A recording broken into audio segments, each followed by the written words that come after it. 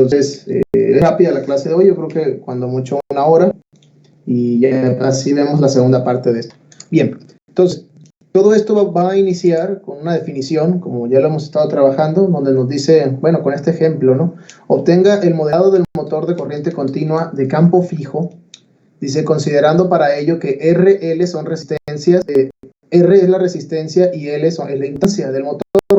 J va a ser el momento de inercia del motor y B el amortiguamiento viscoso. Miren, en este asunto ya estamos viendo que hay tipos de sistemas que están acoplados, ¿no? Este es el primer modelo que les presento, en donde ya tenemos una parte eléctrica y una parte mecánica al mismo tiempo. Los hemos estado viendo por separado. Pues resulta que ya en la práctica existen constantes que nos permiten determinar la relación que existe entre una parte mecánica y una parte eléctrica, más bien entre dos sistemas. Por ejemplo, con una constante podríamos decir nosotros lo siguiente: para tal corriente se obtiene tal torque. Entonces ya desde aquí ya vemos esa unión, ¿no? La parte eléctrica y la parte mecánica. Aquí ocurre lo mismo. Van a existir la constante Kt y la constante Kb. Son constantes eléctricas del motor. Usualmente estas son constantes dadas por el fabricante. Entonces, ustedes saben que cuando van a López Cotilla, pues no les pueden dar estas constantes. Entonces hay que calcularlas o conseguirlas aparte, ¿no? Pero bueno, así funciona la matemática esto. Ok, dice, no, en serio, personalmente les digo, no pregunten. Dice, como se sabe, en un motor de campo fijo, dice, o controlado inductivo, que es en este caso que tiene el estator de campo fijo, dice, se considera que IF es constante, ¿vale? Vamos a considerar nosotros que la corriente que está en el estator, en el estator va a ser constante, ¿no? Por el hecho de que trae imanes permanentes, o sea, es beneficio para resolver esto. Por lo que el par desarrollado por el motor dependerá únicamente de la intensidad y, o sea, la corriente que le estamos suministrando. Bien, entonces, desde aquí, ¿qué podemos ver? Pues lo primero, no vamos a solucionar esta cosa, vamos a representarlo. La primera ecuación que tenemos es esta. Es una ecuación lineal, en este caso, que relaciona la torque. Fíjense que la constante Kt que tenemos acá, esta debería ser un tau, pero es esta misma, relaciona al torque. Si han consultado las datasheets de los fabricantes, se habrán dado cuenta que en las gráficas no aparecen componentes lineales. De hecho, llega un momento en donde el motor llega a un estado estacionario y ya aunque le suministre más corriente, no produce más torque, ¿sale? Entonces, en este caso, esta ecuación sí nos va a servir para lo que nosotros queremos. ¿Por qué no producirá más torque? ¿Por qué no son lineales, señores? Digo, o sea, ya les he comentado que en la vida real pues, no hay un solo sistema lineal, pero ¿por qué creen ustedes? ¿Qué le dice su intuición, de que si suministramos más corriente, no siempre vamos a obtener más torque? ¿Qué creen que lo impida? El motor, ¿no? O sea, ¿cómo, perdón? El motor tiene su límite de cuánta corriente puede consumir. Entonces, pues límite es la palabra clave, pero ¿quién es el límite? Pues no es la corriente. No. ¿Quién se opone? ¿Quién se opone? ¿Es un límite ya más mecánico, profe? ¿Cómo, perdón? O sea, un límite que ya tiene que ver con físicamente o mecánicamente lo que el motor puede dar. Pues sí, ¿qué sería algo en la física? ¿Qué sería algo físico o algo mecánico? ¿Qué cosas se oponen? ¿Cuál es el mayor problema en estos dispositivos, en la vida real? ¿Qué es siempre un dolor de cabeza con estos? ¿La fricción?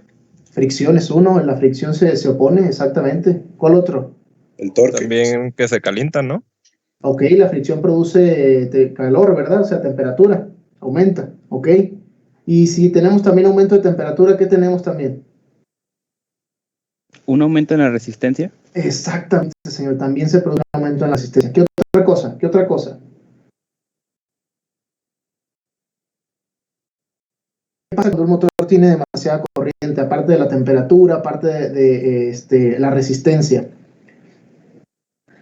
Miren, hay quienes dicen, y este comentario otra vez es filosófico, que la física está diseñada de tal forma que siempre exista algo que nos impida tener cosas perpetuas.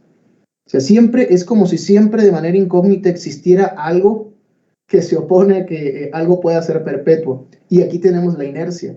Resulta que si nosotros seguimos suministrando mucha corriente a un motor, también aumenta el flujo y el contraflujo eléctrico en un motor. Cada vez es más difícil hacerlo que se mueva. ¿Sí me explico, señores? Entonces, ese es otro asunto. Y viene uno mejor. llega el momento en donde la frecuencia natural del dispositivo se une a la frecuencia que está suministrando el contraflujo y él mismo se opone a seguir girando más. Entonces, es donde dicen que el caos en estas situaciones no tiene tanto desorden como parece y siempre está regido por este tipo de leyes. Ya hablamos de todas las cosas que se pueden oponer a estos dispositivos, ¿no? Agréguenle desbalanceo, falta de mantenimiento, la constante de amortiguamiento fue cambiando porque nunca son iguales, a medida que se va desgastando el viscoso cambia también. ¿Qué otra cosa? Corrosión podría ser también, un usuario mal capacitado que no supo manejarlo, o sea, todos estos tipos de cosas, al final de cuentas, ocasionan que estas cosas no sean lineales, ¿no? Bien, ok. ¿Qué sigue? Pues si ya tenemos una ecuación que relaciona la parte eléctrica y la mecánica, ahora debemos obtener una ecuación general de este dispositivo. ¿Ok? Entonces, al principio sabemos nosotros que con la parte eléctrica está muy sencillo, es Kirchhoff, y la parte mecánica también es Newton.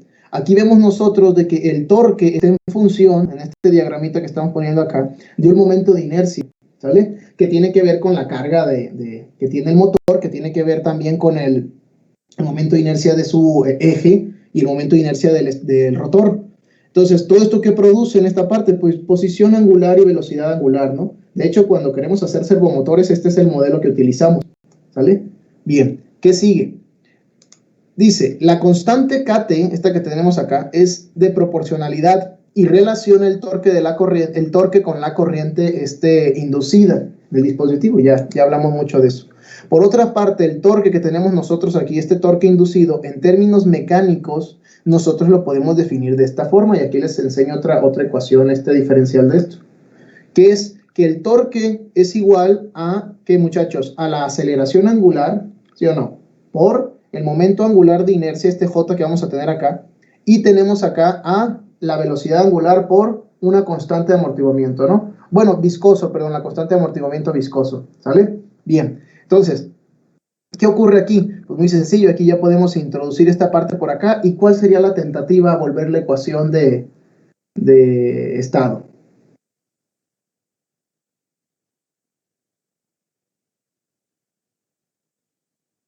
¿Qué se puede volver ecuación de estado ahí? Porque es lo que queremos, es lo primero, encontrar esa ecuación de estado.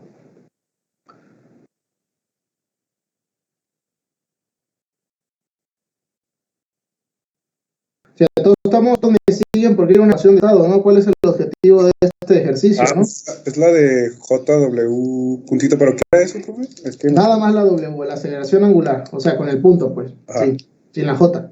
Bueno, sí, exactamente. Y si esa es la ecuación de estado, ¿quién sería la variable de estado de esa ecuación? ¿Quién sería X1? El giro, ¿no? O sea, omega es la velocidad angular, ¿no? Ajá. ¿Esa no sería la variable de estado? Exactamente, un grado inferior, bien, ok. Entonces dice, donde omega, esta que tenemos nosotros aquí, es la velocidad angular del motor. Bien, dice, por lo tanto, nosotros teníamos esta ecuación que estaba acá y tenemos esta segunda también, pues podemos reescribirla de esta forma, miren, y queda muy conveniente, porque ambos términos son torque, ¿no? En este caso, o sea, nada más sustituimos lo que está aquí, acá y listo. O sea, esto es torque, procede, ¿sale? Entonces, ¿qué sigue aquí?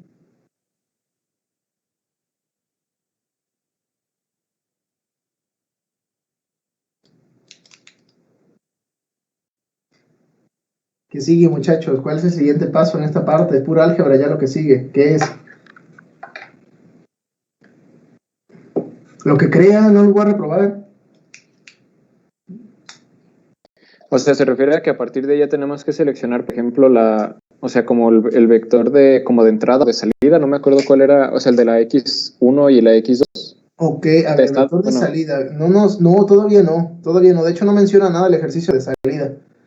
Es otra cosa, Esteban. O sea, sí, tenemos que hacer el modelado. Pero ¿en qué paso vamos? Ahorita ya planteamos las dos ecuaciones, miren. El primer paso es encontrar la ecuación diferencial del sistema, ¿sale? Para este caso, el primero en sí era encontrar una que acople ambos sistemas, porque aquí tenemos dos sistemas, ¿sí o no? El mecánico y el eléctrico, ya la tenemos, así sencillita.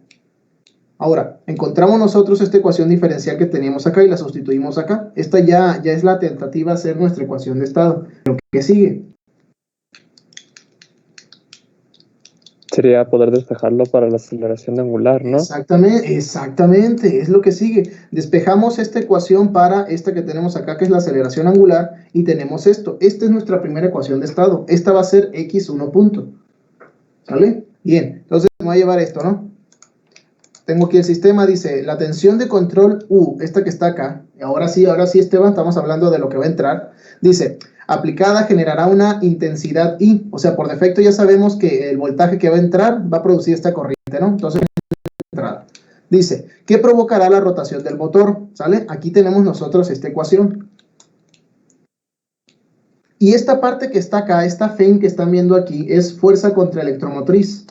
Es otra ecuación que relaciona ahora al revés, la parte eléctrica con la mecánica. Tenemos la mecánica con la eléctrica. Esta sería la eléctrica con la mecánica. Y prácticamente, ¿qué dice? La fuerza contraelectromotriz relaciona el voltaje administrado con la velocidad angular. ¿Sale? Al principio, ¿qué teníamos nosotros? Teníamos una relación entre la corriente y el torque. ¿Sale? En este caso vamos a tener nosotros voltaje con velocidad angular.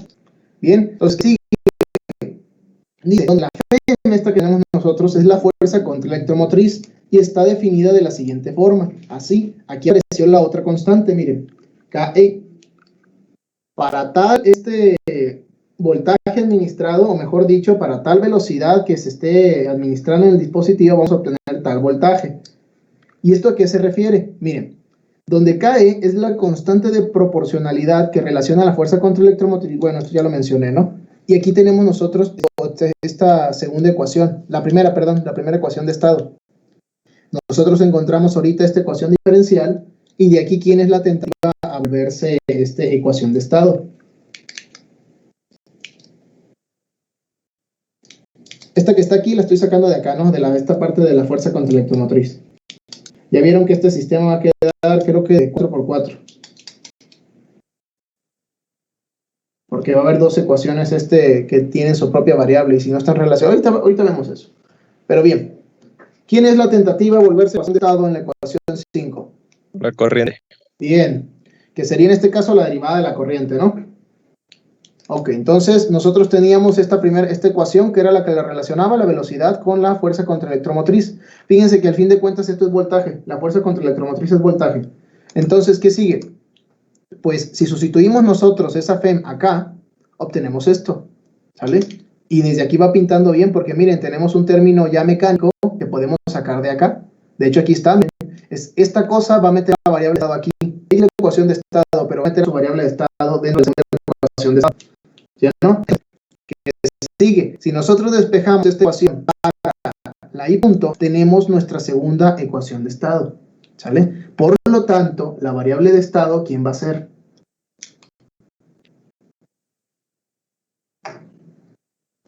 La corriente. Bien, exactamente. Ok. Ahora dice, estas ecuaciones, o las ecuaciones de estado y la salida del sistema, ahora sí hablamos de salida, dice, se pueden obtener considerando que las variables de estado del sistema son la intensidad, lo que mencionaban ahorita, y la velocidad angular, lo que se mencionó también, del motor. Esta parte es un sistema de 2×2, muchachos, ¿sale? Entonces, en este caso, ya les había hablado, tenemos dos ecuaciones de estado, va a quedar de 2×2 el sistema, tenemos 3, va a quedar de 3×3. Entonces, ¿qué tenemos aquí? Que nuestro vector de variables de estado tiene esta forma, la velocidad angular, ¿sale? Y la corriente que está entrando al dispositivo, ¿sale? Fíjense, si nosotros derivamos este vector, vamos a obtener acá a x1 punto y a x2 punto, que sería ¿quiénes? Y punto y omega punto, y aquí las tenemos, miren, están estas dos de acá. Por lo tanto, nosotros podemos definir ahora sí el vector de ecuaciones de estado, ¿sale? Miren, no se han dado cuenta, pero todo esto que está aquí, estos tres términos, estos otros tres de acá, eran las R, que en la clase pasada yo estaba explicando como la autodinámica del sistema.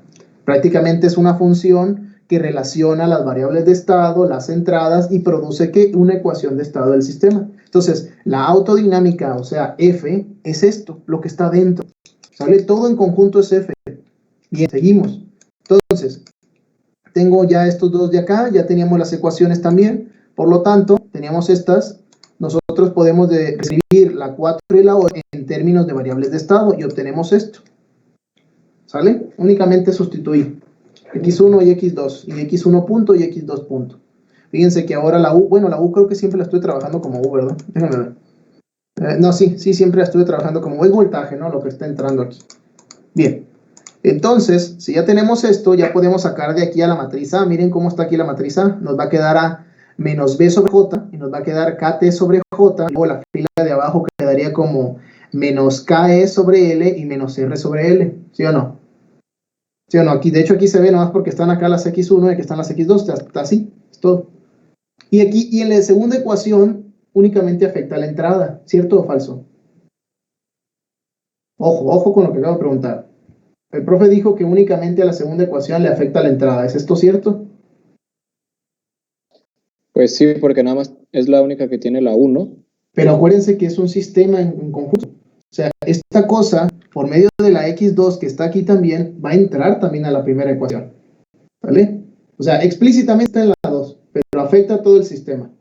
¿Vale? Más para considerarlo. Entonces, ¿qué sigue aquí? Pues aquí está ya la ecuación A. Aquí tenemos ya la matriz de coeficientes y aquí tenemos en la entrada y nuevamente, como les mencionaba, aparentemente está en la segunda ecuación, lo escribimos en la segunda ecuación, pero cuando ya estén emulando esto, ¿intentaron probar P-Plane? Sí, ¿Sí? ¿Y qué tal? ¿Cómo les fue? ¿Qué sistema me es el de la tarea. acá? Pero ¿era un sistema de 2x2? ¿Era de 3? Sí, era de 3x3. ¿Y cómo metió un sistema de 3x3 en P-Plane? Pues nada más metidos. Pues no se puede, o sea, tienen que jugar todos en conjunto. P-Plane es para 2x2. Por eso subí yo uno en MATLAB que ya es para la cantidad que quieran. Solo que únicamente máximo van a poder ver 3x3. Pues ¿cómo graficamos la cuarta dimensión apenas en otro clúster? Pero pues no, la idea es verlo justo. Sí, pues ya este sistema ya quedó, dice, para la salida, ahí esto es lo bueno, dice, para la salida y en caso del motor, lo más lógico es considerar que la salida será la velocidad del eje del motor. Ajá. Y si nosotros integramos la velocidad, obtenemos la posición. Y así es como se hacen los controladores para los servomotores. Tal posición, tal entrada le tenemos que dar. Si queremos llegar a 90 grados de posición, hay que integrar la velocidad y meterle ahí un controlador. Obviamente todavía faltaría diseñar el controlador, pero por ahí va el estilo, ya tenemos algo que controlar. Entonces, ¿qué sigue? Pues listo, si va a ser la velocidad, esto no es regla, ¿no? Pero es lo comúnmente usado. Nos quedaría 1, 0 y esto de acá. Aquí no aplica 1, 1, porque pues, no podemos sumar velocidad con corriente. ¿Vale? Sí hay sus casos, señores, pero no tiene un concepto físico. Esto es para optimización o cosas así, pero ustedes quédense con esto. No tiene las mismas unidades, no se suma. Seguimos. Entonces dice, si consideramos que la salida del sistema no es la velocidad, sino la intensidad del motor, lo único que cambia, aquí se los puse, mira, sería 0,1, por si tienen dudas. Si, por ejemplo, consideramos que queremos las dos, en este caso nuestra segunda forma. Vale, muchachos, está de relleno, pero para que si les llega a... Si se llegan a confundir, ahí está. Bien. ¿Alguna duda con esto? Ya. ¿Qué era lo más difícil de este tema? Lo más difícil es esta parte, miren. ¿Dónde está? Esta ecuación y esta otra ecuación de acá. Entonces, si se fijan, este tema está hecho para lo siguiente. Primero que nada, ver que hay dos sistemas. Concebir que están acoplados. Y para poder representarlos matemáticamente, necesitamos ecuaciones que relacionen a los dos sistemas. ¿Sale? Por eso este ejercicio. Ok, entonces, ¿qué sigue? Aquí viene lo bueno. Vamos a meternos con la señora Inés. Aquí está. Tenemos este sistema. Este sistema es una junta articular de un robot. ¿Sale? Entonces, estas juntas articulares, hay muchos modelos para representarlos. También están los acoples de flechas. Estos son muy utilizados en máquinas CNC. Generalmente a pequeña escala, como las impresoras 3D, impresoras de resina, cualquier cosa que use un spindle o un sillo, le dicen aquí. Entonces, son muy útiles porque absorben el desbalanceo y también pues la linealidad del eje, ¿no? Y acoplar ejes. Entonces, ¿qué otra cosa tenemos aquí? Pues miren, este fenómeno que está aquí, esta representación que está dando aquí, muchas veces cuando nosotros tenemos, por ejemplo, o modelamos un robot, sobre todo los brazos robot que no son cadenas cinemáticas cerradas, ocurre lo siguiente, se mueve el robot y hace una cosa rara así como que vibrara. ¿sale? Entonces, esta es la inercia que mete el mismo dispositivo. O en el caso de algunos motores, cuando gira, no lo alcanzamos a percibir, pero hace un giro como que se quisiera regresar, como si fuera un resorte. Y siempre sucede, por más rígido que sea el eje, siempre ocurre a pequeña escala. Hay estudios que afirman que con el tiempo, y esto es real, bueno, deben decir, se sacó la universidad y el estudio de la manga, como en Facebook, que dicen que con el tiempo se va deformando el eje. Y esto también es cierto. Demuestra que esa constante de restitución no siempre es lineal y con el tiempo se va venciendo. Pues, ¿qué vamos a hacer aquí? Nosotros, cuando queremos mover un actuador, por así decirlo, hay oposición por parte de la carga, ¿sale? Entonces, el motor al principio siempre necesita vencer inercia. Lo que ocurre en un automóvil cuando recién acelera, lo que ocurre en algo cuando va frenando. O sea, inercia, señores, al fin de cuentas. Entonces, ¿qué ocurre? Cuando se produce la inercia, esta cosa evidentemente se va a oponer, pero después de un momento se vuelve una entrada de señal al sistema que regresa a la inversa, ¿sale? Y después vuelve, o sea, de hecho no es ni siquiera instantánea, esta cosa es como si fuera una señal seno, algo que introduce y luego quita, introduce hasta que se va dilatando. Esta señal la pueden ver en los ejemplos de el exponencial que estaba dilatándose, un seno que va cayendo hasta que se atenúa y ya no da un efecto. Pues aquí ocurre lo mismo, ¿sale? ¿Cómo se va a modelar esto? Este sí creo que es de 4x4. Bien, tenemos este sistema, ¿sale? Lo primero que podemos ver es de que existe dos momentos de inercia, el J y el E, ¿ok? Aquí tenemos nosotros que es posición angular y tenemos velocidad angular. Tenemos lo mismo, posición y velocidad angular. Entonces, fíjense que estoy utilizando la Q y no la omega, ¿eh? Y tenemos aquí una K, una constante restitutiva. También le dicen constante de torsión o constante de torsión restitutiva. Está rara la traducción, pero así es. Y llega el tau, que va a ser la entrada, ¿no? Este va a ser un sistema cuya entrada es torque. Bien, ok. Vamos a desacoplar el sistema para poder trabajar. Ok, este sistema que está como tal lo desacoplamos en esto. Todo lo que nosotros introduzcamos en esta parte, el resorte o este resorte de torsión lo invierte en el otro sentido. Entonces, por eso lo voy a dejar punteado, ¿vale? Como para únicamente estar hablando de la primera parte del resorte. Bien. ¿Qué dice aquí? Nuestra primera ecuación que tenemos nosotros es esta, ya la hemos trabajado. Fíjense que aquí nada más la estoy poniendo en términos de la posición angular, pero con dos derivadas, es aceleración al fin de cuentas. Entonces, momento angular de inercia J por la aceleración, fíjense aquí lo interesante, menos K por Q1. ¿Qué implica? Esto que está aquí, señores, es que la oposición que da el dispositivo, ¿sale? Lo estamos viendo de parte de acá, ¿sale? Miren, les voy a decir una cosa, aquí no hay una regla como tal para decir quién es positivo y quién es negativo. Lo importante es decir que están encontrados, ¿sale? Que son inversos entre ellos. Eso es lo importante. Esto se lo debían de enseñar estática, que dicen ya al final que despejemos sale el verdadero signo. Pues bueno, ¿qué sigue? Esto ya es oposición. La siguiente ecuación, o a esto le vamos a llamar nosotros actuador, ¿sale? Va a ser el que está metiendo la entrada. Sigue. Esta segunda parte de acá es el dispositivo pasivo, aunque no sé qué nombre, el elemento terminal también se le da. Y tenemos esta otra ecuación, ¿sale? En esta ecuación está relacionada con ¿qué, muchachos? Con el momento angular de inercia por la velocidad, la aceleración angular que está entrando, más el mismo de él, más su aceleración angular producida, ¿sale? Él también va a producir aceleración, hay que meterlo aquí. Y luego sigue, más K por Q1T. ¿Alguna duda? Lo más raro de esto es de que Q1K aparece en los dos lados y no aparece Q2K. Eso es lo más raro. Un café, no vamos a durar mucho. Pero ¿por qué el JQ de arriba es Q2? No entendí.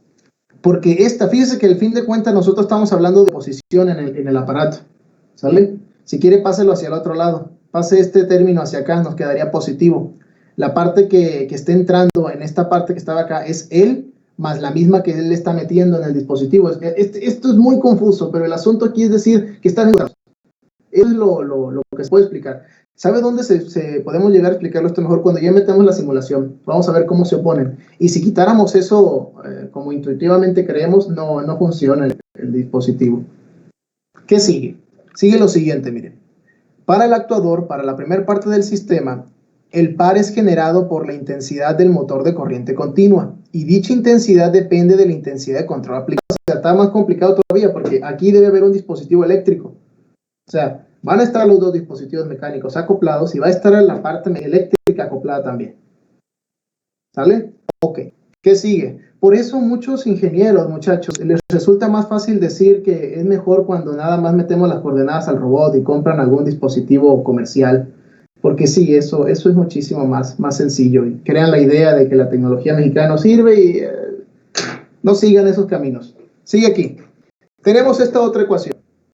VT, que es el voltaje que estábamos suministrando, va a relacionar esa entrada del torque que teníamos nosotros acá por esta parte de acá. Corriente, ya desde ahí vemos que va el torque. Corriente por resistencia. Esta forma yo la di, muchachos. ¿Sale? Yo quise que tuviera una resistencia nada más. ¿Y aquí qué va a ser? Si es KE por Q2 punto, ¿esto qué es? Fuerza contra electromotriz. ¿Sí o no?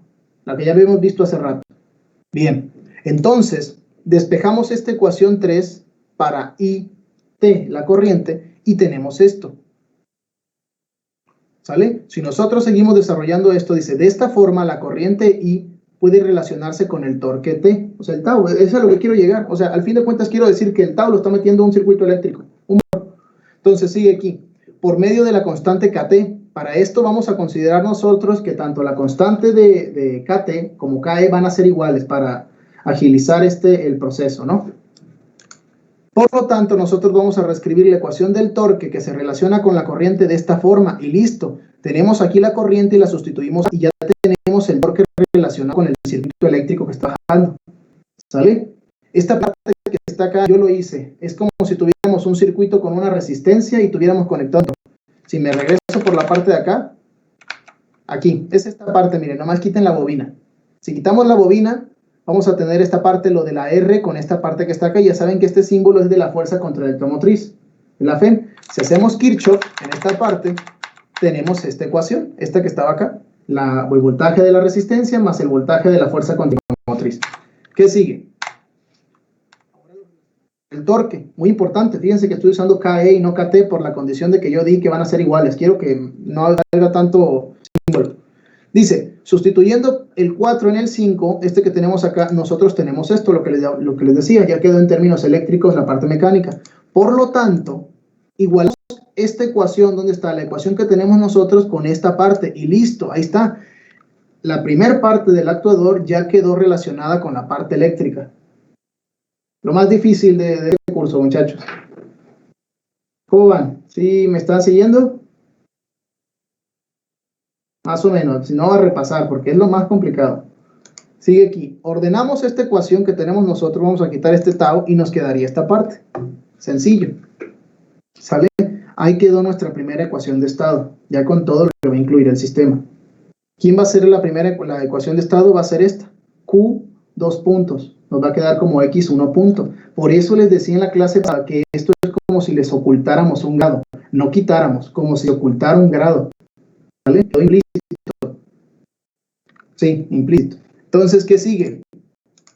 Ahora vamos a trabajar con el actuador. Bueno, seguimos con la parte del actuador, la continuación, perdón. Teníamos ya esta ecuación que habíamos encontrado. Despejamos esta ecuación para esta Q2 puntos, ¿sale? Y nos queda esta parte, nuestra primera ecuación de estado. ¿Sí? Lo único que hice fue pasar el J dividiendo a todos los otros términos. Seguimos. Solución del elemento terminal. La parte del elemento terminal, que era nosotros habíamos partido por su ecuación diferencial, que teníamos esta de acá. El momento angular de inercia que estaba llegando. Es que miren, muchachos, está muy sencillo. Esto realmente debería ser negativo, pero por la inversa que mete esta cosa nos queda positivo. O sea, es la oposición que daba el otro. O sea, él se opone a sí mismo, pero el resorte lo invierte. O sea, para que me entiendan, aquí quien se opone primero es esta parte y luego es esta, pero la oposición de la oposición le cambia el signo. ¿Sí me explico? Esta parte, cuando el profesor de vibraciones mecánicas, creo que sí ve reducción de sistemas de resortes, cuando tienes muchos resortes y tratas de sacar el resorte equivalente. Ok, aquí se alcanza a ver en las torsiones, lo invierte, si no quedaría negativo. ¿Sale? Y ahí es donde sí se alcanza a ver, en especial lo que me preguntaba Roberto, que está opuesto, pero por el símbolo del resorte queda como si no se opusiera. Está muy confuso, pero es lo que ocurre. De aquí para acá, de la mitad hacia acá, le cambió el signo de lo que venía del inicio hacia la mitad. De la mitad al final cambió el signo. Por eso queda positivo esta parte. Si no, debería de ser este positivo y estos negativos. ¿Sale? Seguimos. Despejamos esta ecuación para Q2 puntos. Tal que es una ecuación de estado. Por lo tanto, su variable de estado va a ser Q2, ¿no? Punto. Q2 punto. Ok, igualamos ambas ecuaciones. La ecuación está, la 9, y tenemos esta Q2 punto que nos está estorbando. Todavía esto no puede ser ecuación de estado. Pero me mando el avión. ¿Se acuerdan del ejercicio de ayer que la integral nos estorbaba para volverlo ecuación de estado? Ok, en una ecuación de estado solo una debe quedar con derivadas. ¿Sale? Podrían ser dos, podría ser una, pero solo una debe quedar con derivadas. En este caso, o puede ser variable de estado o puede ser ecuación de estado. Para esto lo que nosotros vamos a hacer es despejar esa para Q2 puntos y nos queda esto, miren. Ya se dieron cuenta, aquí teníamos Q2 puntos, 2 puntos, y acá también la tenemos Q2, 2 puntos. Y ya encontramos otra. Esta ecuación que está aquí va a ser la ecuación de estado, pero para la Q1, 2 puntos. Entonces nos queda esto. Ahí está. Y este es el modelo idealizado, ¿eh? Es el bonito. Seguimos. Esta ecuación que está acá, yo la puedo reescribir así, ¿no? Para no únicamente tener términos comunes. Tengo Q1 aquí, tengo Q1 aquí y aquí. Ya nada más así para sustituir su X de variable de estado. Sigue. A partir de las ecuaciones diferenciales anteriores, se puede modelar al sistema en el espacio de estados, considerando las siguientes funciones de estado. Ahí están. Vamos a tener nosotros que esta ecuación que tenemos nosotros aquí va a ser, la primera ecuación de estado va a ser X1 punto. La segunda, X2 puntos, así hasta X4. ¿Y quiénes van a ser? Van a ser la velocidad del primer sistema, la aceleración del primer sistema, la velocidad del segundo sistema y la aceleración del segundo sistema. ¿Por qué? ¿Por qué salieron 4, muchachos? A ver, ¿por qué? ¿Por qué? En ningún momento expliqué por qué iban a ser 4, si únicamente hemos estado sacando 2 ecuaciones hasta ahorita.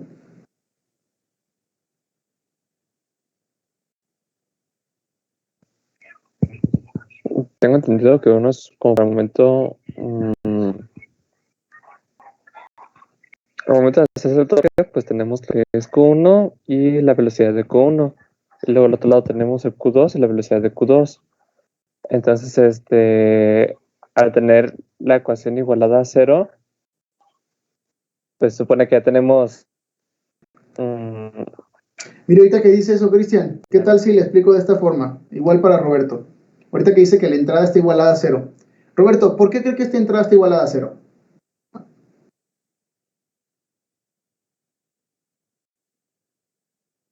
Pues, ¿Qué tal si pasa esta cosa hacia el otro lado como la entrada del actuador a la segunda parte del sistema?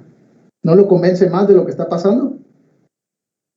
Acá quedaría menos el momento angular de inercia de él, pero por la entrada de la aceleración angular del primero. A este lado.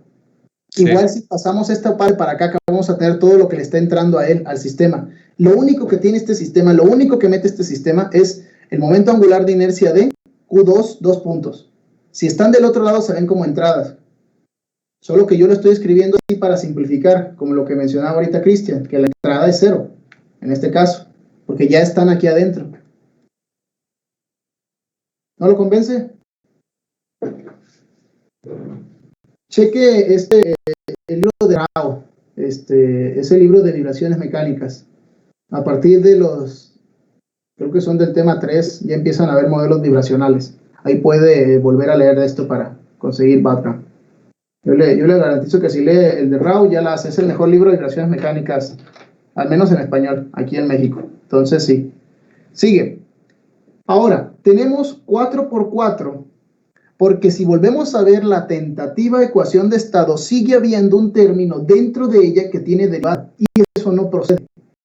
Nos tienen que quedar sin nada de derivadas. La ecuación de estado debe ser la de la única que tenga derivadas. Entonces, si aquí quedan derivadas, el truco es hacer que exista una ecuación que provea a la variable de estado. Por eso, si yo pongo esto así, digo que x1 punto va a ser esto, yo aquí voy a poner que su variable de estado va a ser x1.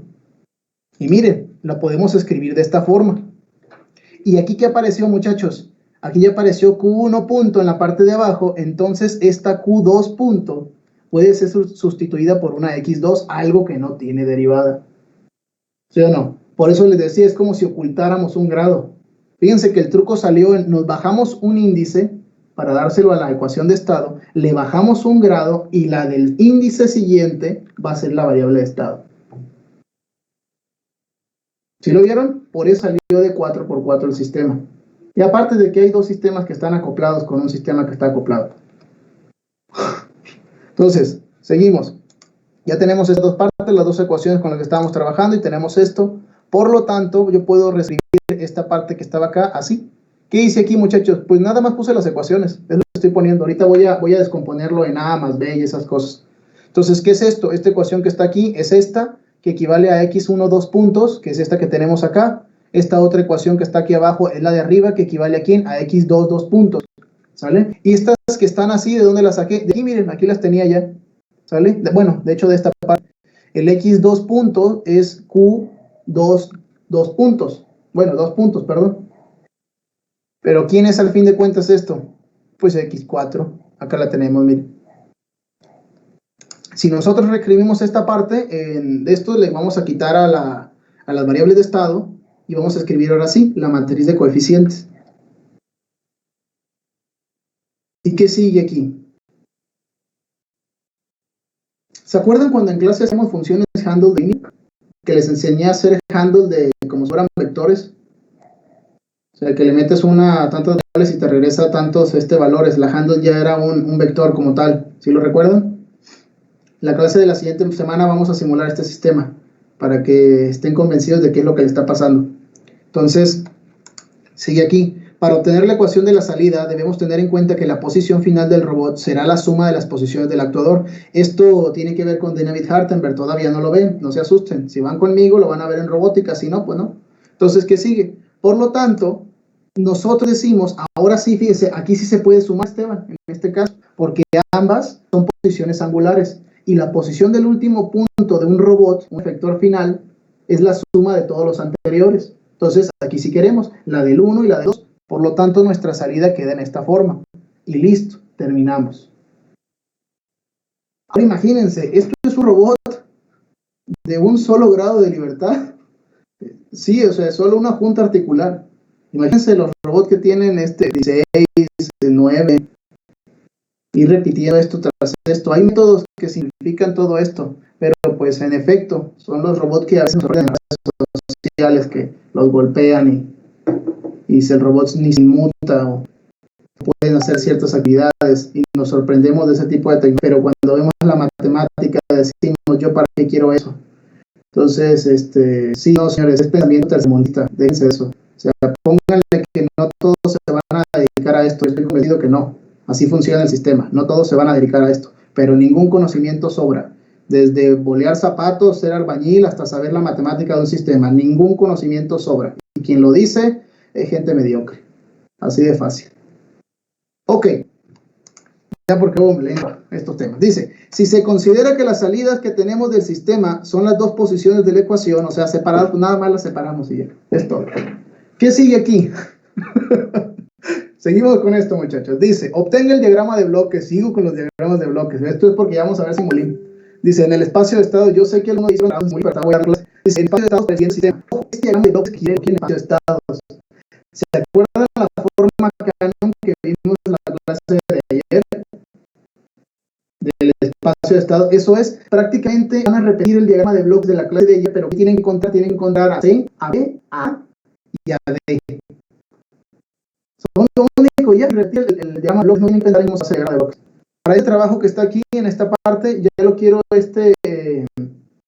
simulado, si puede. O sea, no es requisito, perdón. Simulado, esto lo vamos a dar para mañana. ¿Sale? Si lo intentas simular para viernes, les doy un punto adicional en el examen. Es más, no, le garantizo no reprobar. Mínima 70, quien lo entregue, con simulado. Ok, entonces, pues terminamos la clase de hoy. Voy a subir ahorita estas dos tareas, no sé ayer ahorita. Y pues, ¿alguna duda? Voy a ver si me da tiempo y voy a hacer una clase para estas cosas. sistemas, porque no lo tengo en el plan de estos, porque creo que sí, alguien ahí no hizo su chamba. Entonces, para ver cómo se van calculando los sistemas cuando se cobran. Bien, muchachos, entonces, sin más que comentar, ya se pueden retirar. Hoy es el último día para hacer cambio de notas. Si tienen algún problema, pues díganme, porque ya después ni yo puedo, se cierra el sistema. Les dije que era el lunes porque los conozco, entonces hoy que sea ahora sí es el último. Bueno, se pueden retirar. Miren, si agarran la onda van a agradecer haber visto esto con el profesor Víctor, ¿verdad? Porque él sí ve más a fondo todos estos temas, sí. Y está muy feo cuando llega sin nada. Aquí de pérdida dicen, creo que sí lo vi, voy a buscar las notas. Pero hasta ahí. Ok. Ya bueno, voy a retirar. Sale, muchachos. Hasta luego. Gracias. Sale. Hasta luego. Gracias, profe. Bye.